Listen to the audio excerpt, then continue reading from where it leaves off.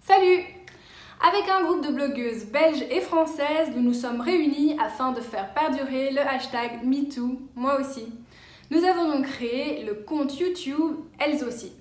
Le concept est simple, chaque blogueuse à son tour doit lire une lettre anonyme d'une femme qui a été victime de harcèlement de rue. J'ai du coup accepté de participer à ce projet. Lettre numéro 4. C'est un peu compliqué de parler d'harcèlement parce que dans certains cas, ça peut être extrême, d'autres plus calme. Un jour, je rentrais de mon stage. Il était environ 17h30. Et puisqu'on était en été, il faisait jour. Pas comme maintenant. Je descendais du train quand j'ai vu mon agresseur. J'ai remarqué qu'il avait les yeux bien rouges, comme s'il avait consommé quelque chose de pas très légal. Il allait monter dans le train quand je suis descendue du train, mais quand il m'a vue, moi, dans ma tenue la moins sexy du monde, il a décidé qu'il ne devait pas prendre le train. Il a fait demi-tour et je l'ai remarqué.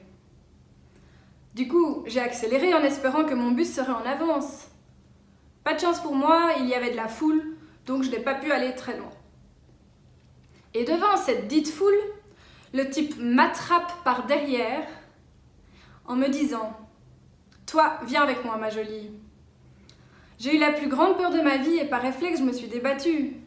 Et parmi cette foule, une seule personne a réagi. Il y avait des hommes et des femmes de tout âge et de toute corpulence. Et vu mon cri, tout le monde a vu ce qui se passait.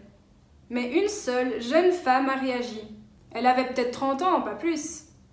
Bref, après m'être débattue, il m'a laissée tranquille. Je suis partie me cacher pas loin de mon arrêt de bus.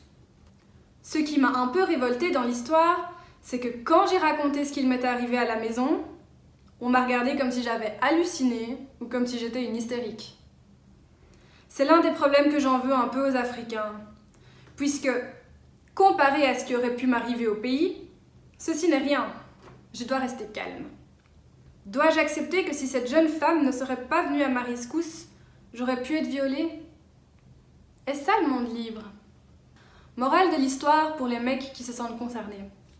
Peu importe si une femme est grosse, peu importe si elle est mince, peu importe si elle s'habille comme ceci, comme cela, ou encore comme cela, et peu importe si elle se tient comme ça ou comme ça.